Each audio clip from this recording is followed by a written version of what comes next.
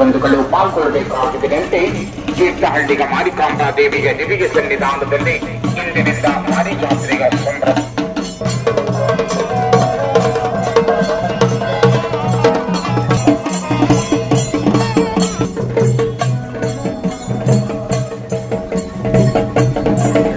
ಮಾರಿ ಸಾರಥ್ಯದಲ್ಲಿ ವಿಶಿಷ್ಟವಾಗಿ ಆರಂಭಗೊಂಡು ಮಾರಿಕಾಂಬಾ ದೇವಿಯ ಮಾರಿ ಜಾತ್ರೆಯ ಅಂಗವಾಗಿ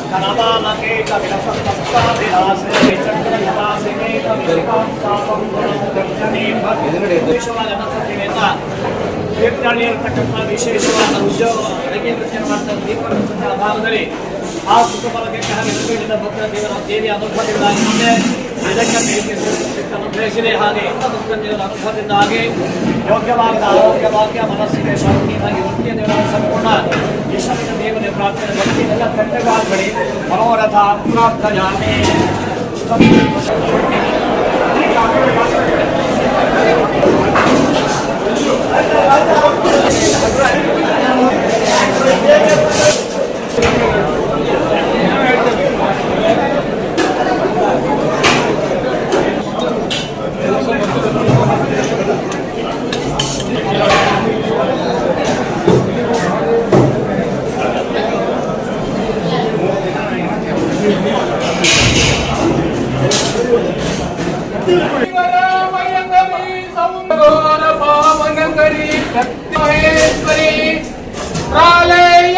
भुवन करी काशीपुराधीश्वरी भिक्षान्देहि कृपावलंबन करी माता अन्नपूर्णेश्वरी.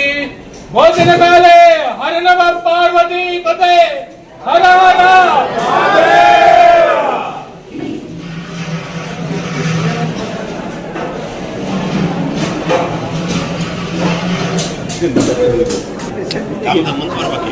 ಸೀನೇ ಇಲ್ಲ ನೋಡಿ ಎಲ್ಲರಿಗೂ ನಮಸ್ಕಾರ. ನಮ್ಮ ತೀರ್ಥಹಳ್ಳಿಯ ಮಾರಿಕಾಂಬಾ ಜಾತ್ರೆ ವೈಭವಯುತವಾಗಿ ಇಂದಿನಿಂದ ಆರಂಭ ಆಗಿದೆ. 20ನೇ ತಾರೀಕುವರೆಗೆ ನಿರಂತರವಾಗಿ ವಿವಿಧ ಧಾರ್ಮಿಕ ಮತ್ತು ಸಾಂಸ್ಕೃತಿಕ ಮತ್ತು ಕ್ರೀಡಾ ಕಾರ್ಯಕ್ರಮಗಳೊಂದಿಗೆ ವಿಜೃಂಭಣೆಯಿಂದ ನಡೀತಾ ಇದೆ. ಭಕ್ತಾದಿಗಳು ಭಾಗವಹಿಸ್ತಾ ಇದ್ದಾರೆ.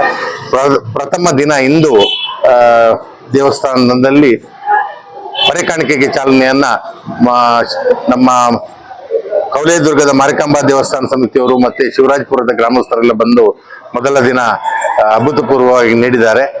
ಆನಂತರ ಜಾತ್ರೆಯ ಮಹಾಮಂಗಳಾರತಿಯ ನಂತರ ಅನ್ನ ಸಂತರ್ಪಣೆಯನ್ನ ಇವತ್ತಂತೂ ವಿಶೇಷವಾಗಿ ಒಬ್ಬರೇ ಇಡೀ ದಿನದ ಸಂಪೂರ್ಣ ಅನ್ನ ಸಂತರ್ಪಣೆಯ ಜವಾಬ್ದಾರಿಯನ್ನ ದೀಪಕ್ ತೀರ್ಥಹಳ್ಳಿಯ ಸುಪ್ರಸಿದ್ಧ ಕೇಟರರ್ ದೀಪಕ್ ಅನ್ನುವರು ಅದನ್ನ ನಿರ್ವಹಿಸಿ ಉಚಿತವಾಗಿ ಎಲ್ರಿಗೂ ಸುಮಾರು 3,000ಕ್ಕೂ ಹೆಚ್ಚು ಜನಕ್ಕೆ ಊಟವನ್ನ ಅವರು ಬಡಿಸಿದ್ದಾರೆ. ಹಾಗೆಯೇ ಇವತ್ತು ಮಧ್ಯಾಹ್ನ ಈಗ 3 ಗಂಟೆ ಹೊತ್ತಿಗೆ ಜಾತ್ರೆ ಸಾರುವಂತ ವಿಶೇಷ ಒಂದು ಕಾರ್ಯಕ್ರಮ ಇದೆ. ಆನಂತರ ಅಧಿಕೃತವಾಗಿ ಜಾತ್ರೆಯನ್ನ ನಾವು ಘೋಷಣೆ ಮಾಡಿದಾಗ ಆಗ್ತದೆ. ಒಟ್ಟು 20ನೇ ತಾರೀಕುವರೆಗೂ ಇದೇ ರೀತಿ ನಿರಂತರವಾಗಿ ವಿವಿಧ ಸಾಂಸ್ಕೃತಿಕ ಮತ್ತು ಧಾರ್ಮಿಕ ಕ್ರೀಡಾ ಖೋ ಕ್ರೀಡೆಯೊಂದಿಗೆ ಈ ಕಾರ್ಯಕ್ರಮ ಅತ್ಯಂತ ವಿಜೃಂಭಣೆಯಿಂದ ನಡೆಯಲಿದೆ. ಒಂದು ಕಾರ್ಯಕ್ರಮದಲ್ಲಿ ಎಲ್ಲ ಭಕ್ತಾದಿಗಳು ಸಹ ಭಾಗವಹಿಸಬೇಕು ಅಂತ ವಿನಂತಿ ಮಾಡ್ತೇನೆ. ಪ್ರತಿದಿನದ ಅನ್ನ ಸಂತರ್ಪಣೆ ಇದೆ. ಹಾಗೆ ನಾಡಿದ್ದು 14ರಿಂದ ಕ್ರೀಡಾಕೂಟ ಆರಂಭ ಆಗುತ್ತಿದೆ. ಹಾಗೆ ನಮ್ಮ ನಾಡಿದ್ದು ಶನಿವಾರ 16ನೇ ತಾರೀಕು ಚಂಡಿಕಾ ಹೋಮ ಇದೆ. ಅದರಲ್ಲೂ ಸಹ ಎಲ್ಲರೂ ಭಾಗವಹಿಸಬೇಕು ಅಂತೇಳಿ ವಿನಂತಿ ಮಾಡ್ತೇನೆ. ಎಲ್ರಿಗೂ ಶುಭವಾಗಲಿ. ಸುಮಾರು 3,000ಕ್ಕೂ ಅಧಿಕ ಆಗಿದೆ. ಹಾಗೆ ಪ್ರತಿದಿನ 1,000-2,000 ಹೆಚ್ಚುವರಿ ಆಗಿ ಎಲ್ರಿಗೂ ಬಂದವರಿಗೆ ಮಾಡಿದ್ದೇವೆ. ಊಟ ಬಡಿಸಿ ಕಳಿಸುವಂತ ವ್ಯವಸ್ಥೆಯನ್ನ ಮಾಡಿದ್ದೇವೆ ಎಲ್ಲ ದಾನಿಗಳ ಸಹಕಾರದಿಂದ. ಅನೇಕ ದಾನಿಗಳು ಅನ್ನ ಸಂತರ್ಪಣೆಗಾಗಿ ವಿಶೇಷವಾಗಿ ಆ ಮಹಾ ಅನ್ನ ಸಂತರ್ಪಣೆಯಲ್ಲಿ ಭಾಗವಹಿಸ್ತಾ ಇದ್ದಾರೆ. ಹಾಗೆ ಕೊನೆಯ ದಿನ 20ನೇ ತಾರೀಕು ನಾಡ್ತಿಯ ನಮ್ಮ ಒಂದು ಅಲ್ಲಿ ಸಭಾಭವನ ಇದೆ. ಆ ಸಭಾಭವನದಲ್ಲಿ ಆವರಣದಲ್ಲಿ ಒಂದು ವಿಶೇಷವಾಗಿರ್ತಕ್ಕಂಥ ಭೋಜನ ಪ್ರಸಾದ ವಿತರಣೆ ಕಾರ್ಯಕ್ರಮ ಇದೆ. ಅದರಲ್ಲಿ ಸುಮಾರು 10,000 ಜನ ಭಾಗವಹಿಸುತ್ತಿದ್ದಾರೆ. ಕೊನೆಯ ದಿನ ಜಾತ್ರೆಯ ಅಂತಿಮ ಆಗುವುದು ಮಾರಿಗೊಂಬೆಯ ಒಂದು ವಿಸರ್ಜನೆಯ ಮೆರವಣಿಗೆಯೊಂದಿಗೆ. ಮಾರಿಗೊಂಬೆಯ ಪೂಜೆಯ ನಂತರ ವಿಸರ್ಜನಾ ಮೆರವಣಿಗೆ ಇಲ್ಲಿ ನಮ್ಮ ಆವರಣದಿಂದ ಹೊರಡುತ್ತದೆ. ತುಂಗಾ ನದಿಯಲ್ಲಿ ಗೊಂಬೆಯ ವಿಸರ್ಜನೆ ಆಗ್ತದೆ. ಈ ಸಂದರ್ಭದಲ್ಲಿ ನಮ್ಮ ನಾಡಿನ ಸುಪ್ರಸಿದ್ಧ ಕಲಾವಿದರುಗಳ ವೇಷಭೂಷಣಗಳೊಂದಿಗೆ ವಿವಿಧ ವಾದ್ಯಘೋಷಗಳೊಂದಿಗೆ ಮೆರವಣಿಗೆಯೂ ಸಹ ಅಭೂತಪೂರ್ವವಾಗಿರ್ತದೆ. ಎಲ್ಲರೂ ಈ ಮೆರವಣಿಗೆಯಲ್ಲೂ ಸಹ 20ನೇ ತಾರೀಕು ಭಾಗವಹಿಸಬೇಕು ಅಂತೇಳಿ ವಿನಂತಿ ಮಾಡ್ತಾರೆ.